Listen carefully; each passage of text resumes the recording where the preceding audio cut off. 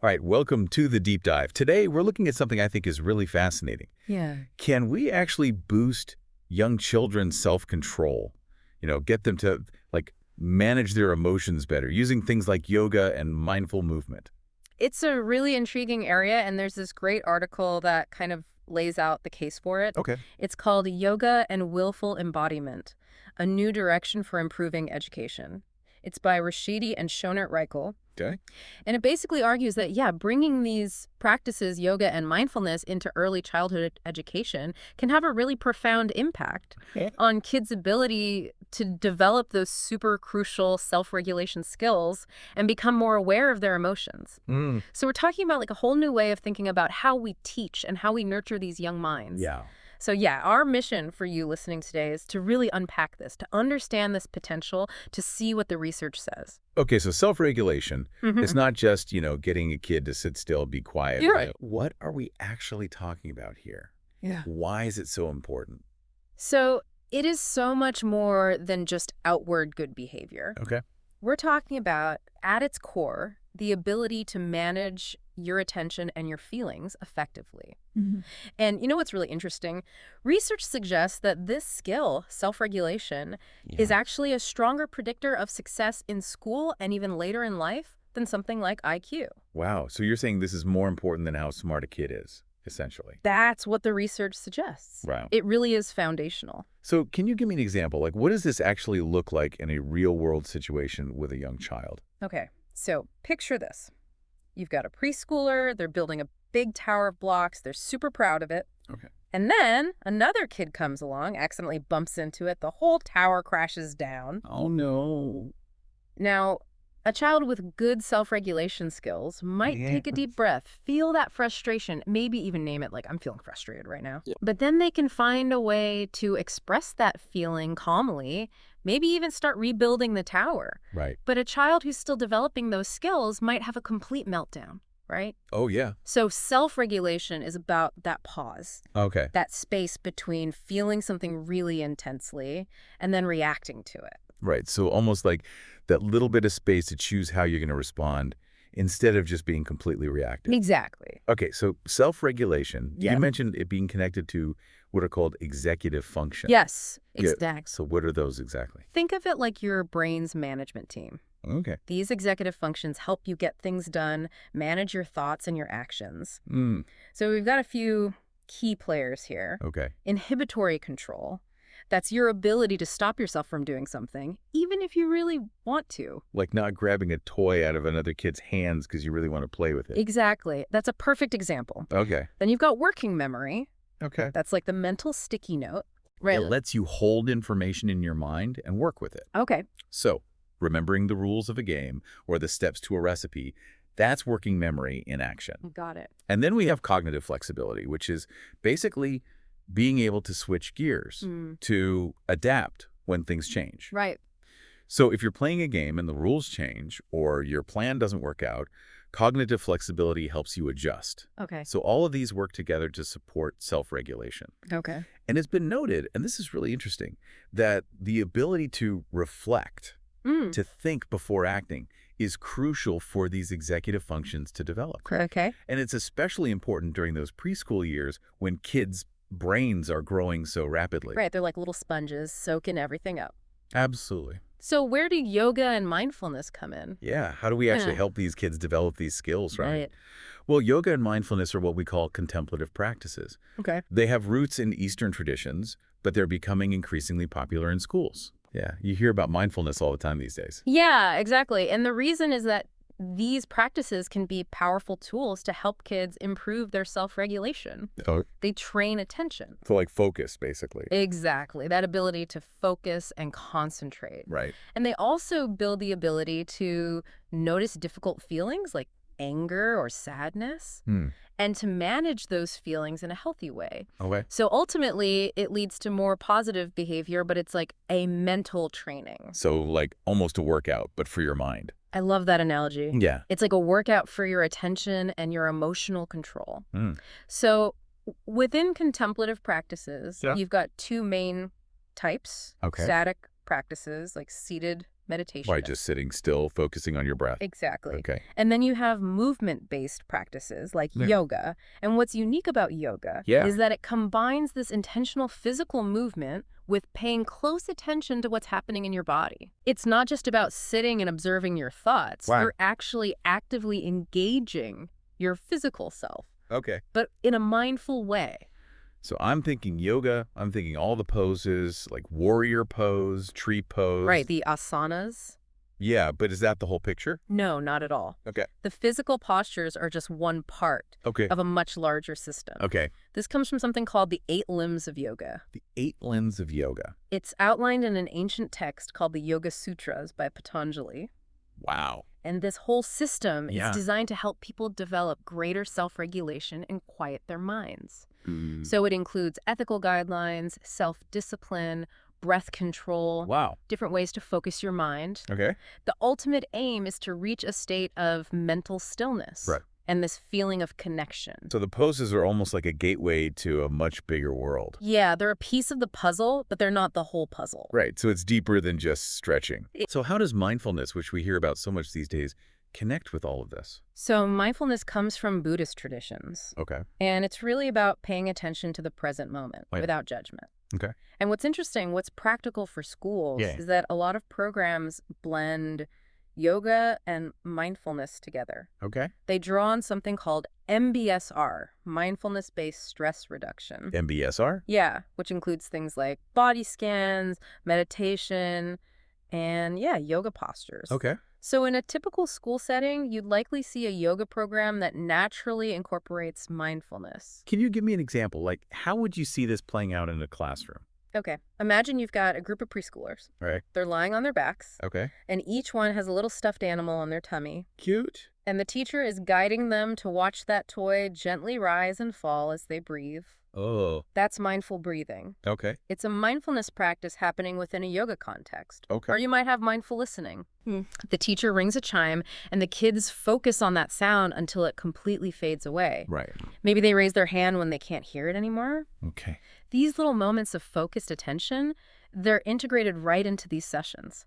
That makes sense. So it's about bringing their attention to the present moment through their body and their senses. Exactly. Now, I imagine there might be some questions or even concerns about bringing practices like this into public schools, especially given their roots in these Eastern traditions, right? Yeah, that's a really important point. How are those kinds of concerns usually addressed? So the way yoga and mindfulness are generally implemented in schools is very secular, meaning they're presented without any religious context. Right, just the benefits for the kid. Exactly. So Okay. the focus is on things like improving attention span, Right. fostering kindness and compassion, Okay. and developing that sense of balance, Makes sense. both physically and emotionally. Yeah. Now, some of the ethical principles underlying yoga, like what? Like nonviolence or honesty, those might be touched upon. Okay. And they align with secular ethical frameworks like the Golden Rule. Right. But the practices themselves are stripped of any religious connotation. Okay, so no chanting in the classroom. Exactly. Okay, that makes sense. And it's crucial that the educators who are teaching these practices Yeah. receive proper training. Okay. So they understand that the goal is not about making kids behave in a certain way. Right. It's not about boosting test scores. Okay. It's about supporting their well-being. Their overall well-being. Exactly. And that also helps to address any concerns about the separation of church and state. Right. And, a lot of experts in the field advocate for framing these activities as like Yeah. embodied mindfulness or psychophysical activities that are grounded in what we know from neuroscience and social science about the mind-body connection. Okay. So it emphasizes the science behind it. Right, not the religious aspect. Totally. Okay, so the focus is really on the developmental benefits in a way that's inclusive and respectful. Yes.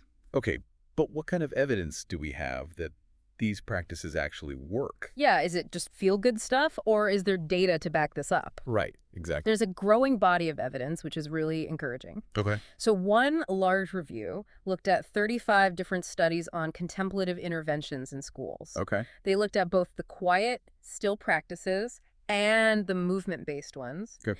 And they found a small but significant positive impact Okay. on kids' cognitive skills. Like attention, memory, those kinds of things. Exactly. And also their socio-emotional outcomes, Okay. like managing their emotions, getting along with others.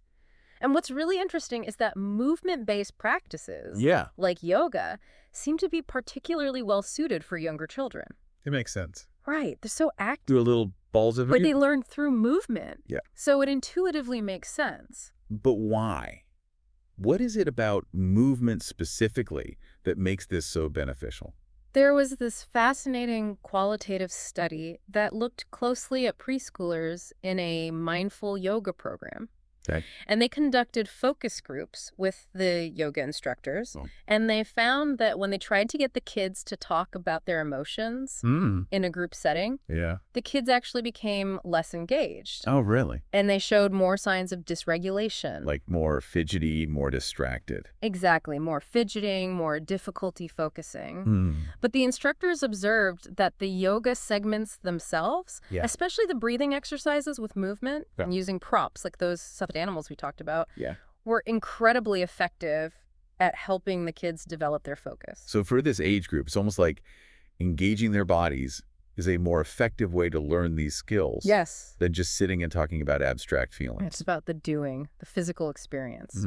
That's interesting. And this brings us to a really central concept in the article, Okay. which is willful embodiment. Willful embodiment. I've never heard that term before. It's a fascinating concept. What does it mean? So the authors describe it as the ability to tune into what's happening in your body Okay. and then to act intentionally based on those sensations. Okay. So think about a child in a yoga class. Yeah. They're trying to balance in a pose. Okay. They might say something like, "I'm going to reach my arm out to help me balance better." Okay. So their action, reaching their arm, is a direct result of wanting to stay balanced. Right. And that comes from being aware of what their body needs. Okay. Or maybe a child chooses to lie down in a particular way during a resting pose Yeah. because it feels more comfortable, helps them relax. Okay. The key is that the child has a sense of agency. Okay. They're making a choice Right. based on their internal experience. So it's the opposite of just going through the motions without really thinking about what your body's telling you. Exactly. So- It's a shift away from the teacher just saying, sit still, Right. and towards the teacher guiding them to notice how their body feels Okay. and offering them choices for movement Mhm. that might help them find that stillness, Okay. but from within. So they're learning to listen to their bodies. Yes, and see their body not just as something to control, Right. but as a source of information. That's interesting. It's about self-understanding. So it's a Okay. pretty fundamental shift. Yeah, absolutely. So what does the research say about how this kind of mindful yoga practice with this focus on willful embodiment actually affects preschoolers? We're starting to see some really promising findings. So one study followed a group of preschoolers for 25 weeks. Okay. They were participating in this mindful yoga program, Okay. and they found significant improvements in their executive functions, Oh, wow. especially for those kids who started with lower scores. Okay. They used these fun, age-appropriate tasks to measure those skills, Like what? like a pencil tapping game to test inhibitory control, Okay. and following multi-step directions Okay. to assess working memory. That makes They're sense. very preschool appropriate. Yeah. Another study randomly assigned preschoolers to either a 12-week mindful yoga program Okay. or a control group that did interactive storybook reading. Okay. Interesting. And the researchers found that the kids in the yoga group Yeah. showed significant gains in their ability to focus their attention Wow. compared to the reading group. Mhm. And here's the really encouraging part. Okay. Those attention skills were still improved 3 months after the program ended. So it's not just a short-term effect. It seems to have some staying power. That's great. And there's more. Okay. Another study looked at how mindful yoga impacted self-regulation, Okay. but also pro-social behavior. So things like sharing, helping others. Exactly. Okay. And the results showed that the kids in the yoga program Yeah. demonstrated greater improvements in their social competence, according to their teachers. Okay. And they even had better report card grades in areas like learning, social-emotional development, and overall health. So it seems like it has these positive ripple effects, Yeah, even beyond just self-control. absolutely. Now, a lot of these studies didn't follow the kids for very long after the interventions, Right. but there was one study that focused on mindfulness and reflection, Okay. and it did have a follow-up assessment. Okay, and what did they find? So in this study, the yoga group didn't show immediate improvements All right. in executive functions, Okay. but they did significantly outperform the control group when they were assessed again later. So it's almost like the benefits took a while to really show up. Exactly. The researchers called it a sleeper effect. A sleeper effect? That's interesting. Yeah, they suggested that maybe these skills just need time to generalize Okay. and to really become measurable. Right. It also highlights that the length and intensity of these interventions vary a lot across studies. So it's hard to know what the right dose is. Yeah, what's the magic number? We don't really know yet. Right, but it's not all about numbers and test scores, right? Exactly. What about the kids' own experiences? Yeah, how do they feel about all this? What do they have to say about it? So one qualitative study really dug into this. Yeah. They did group interviews with preschoolers in a yoga program. Okay. They looked at their artwork, how they moved during the sessions, Right. made detailed observations, and from all that data, Yeah. 4 key themes emerged. Okay, what were they? First, the kids overwhelmingly reported positive feelings about yoga. Okay. They said things like it made them feel strong, calm, happy. Ah. Second, they understood the connection between yoga and their self-regulation skills. Okay. They talked about the soothing songs that helped them feel better. Hmm. Third, they were actually learning about yoga itself. Okay. They could remember the names of poses, demonstrate the skills they'd learned, Wow. and finally, a lot of imagination, representation, creativity came through, That's so great. especially in the imaginative storylines Right. that the teachers wove into the sessions. It really paints a different picture than just looking at numbers. It does. It's about the joy, the engagement. Exactly. And all of this aligns with what's known as the neurodevelopmental model of mindfulness. Okay, the neurodevelopmental model of mindfulness, It suggests that when kids regularly engage in these practices, like yoga, meditation. they're What? practicing focusing their attention Okay. and then redirecting it when their minds wander. Right. And over time, Yeah. this strengthens the neural pathways in the brain Okay. that support attention and self-control. So it makes those skills more automatic. Exactly. Yeah. And movement-based practices like yoga, Yeah. they're especially beneficial because they engage both the body and the mind. Right, it's not just sitting still. Exactly, and that helps to regulate those automatic responses to stress. You know, those bottom-up influences that can sometimes make it hard to think clearly. Right, when you just react without thinking. Exactly. So it's almost like building a stronger mental muscle for self-control I like that. through this consistent practice. Yes, that's a great analogy. Okay, but the article also mentioned that there are still some unanswered questions, right? Of course. Areas where more research is needed. Absolutely. So what are some of those areas? So we still don't know the optimal amount of yoga for young kids. Right, what's the right dose? Exactly. Right. We need to learn more about how to train educators to implement these practices effectively. Right, to make sure they're doing it in a way that really supports kids' well-being. Exactly. Okay. And importantly, the authors emphasize the need to include the perspectives of the children themselves That's in important. future research. Yeah. Because ultimately, the goal isn't just about academic outcomes. Right. It's about fostering the overall flourishing of each child.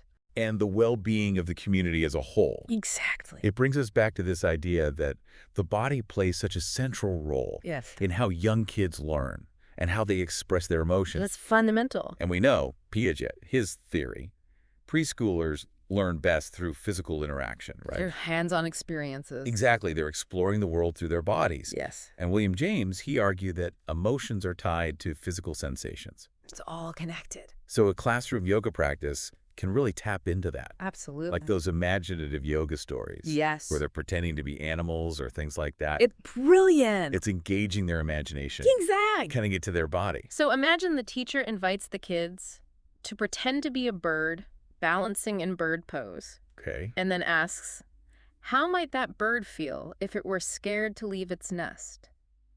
It's a safe way to explore fear. Oh. Then the teacher can guide them to think about the bird's strengths. Like its strong wings. Exactly, and even have them give themselves a hug. Oh, To connect with a feeling of safety. I love that. Or when they practice falling like rain Mm. in a gentle way. Yeah. They're physically experiencing that falling isn't always scary. Right. It's about beating resilience. It's about learning to appraise situations Okay. and develop healthy coping strategies through movement. So they're almost rehearsing emotional responses. Yes, through playful movement. Okay, that's fascinating. And think about Vygotsky's concept of the zone of proximal development. Zone of proximal development. It's that space where a kid can do something with a little guidance Okay. that they couldn't do alone. Okay. So teachers and even peers can provide that guidance during yoga by asking thoughtful questions, Okay. suggesting different ways to move or breathe. Okay. So if a child says they have a monkey mind full of busy thoughts, Right. the teacher might offer them a choice of calming poses Okay. or breathing exercises. So it's about giving them tools to manage those feelings. Exactly. And it connects with Ergis's ideas about body-oriented teaching, Okay. which emphasizes sensory experience Okay. and giving kids choices in how they respond to their emotions. So they're not just reacting automatically. Right. They're learning that they have some agency. Okay, that powerful. And the article also highlights the role of movement and gesture in expressing emotions. Especially for young kids. Yes. Who might not have the words to say how they're feeling. Exactly. So their bodies are speaking for them. In a way. Okay. And researchers like Vygotsky and Golden Meadow, they've shown there's this strong connection between our gestures and our understanding. Interesting. So teachers who are attuned to kids' movements during yoga might gain valuable insights. Into how they're feeling. Exactly. And the yoga practice provides a nonverbal outlet for them to express those emotions. So it's another way for them to communicate. Yes. Okay. And including spontaneous movement in a yoga session can be incredibly valuable. So like free movement. Yes, letting kids move freely to music Okay. without strict instructions. Okay. This really fosters embodied awareness and self-expression.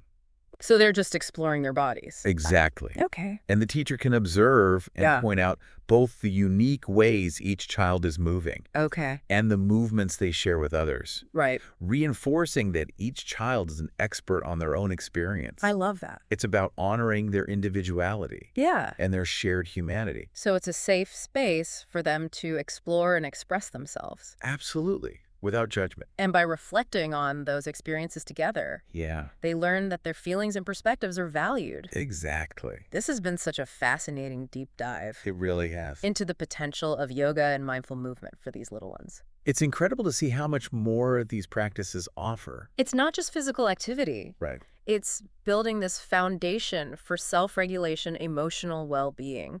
And this concept of willful embodiment. Yeah. So powerful. It is. It's about helping kids connect with their bodies. Right. And act with intention. Which can impact every area of their lives. Absolutely. So as we wrap up, Yeah. here's a final thought for you listening out there. Okay. Given everything we've talked about today, Yeah. how might a shift towards incorporating more of these practices, Like yoga, mindfulness, movement into early education. fundamentally change how we understand and support our children's development? Could this be a key to not just academic achievement, Right. but to greater self-awareness and emotional resilience from a very young age? It's something worth thinking about. Absolutely. It's a lot to ponder. It is. Thank you for joining us on this deep dive. My pleasure.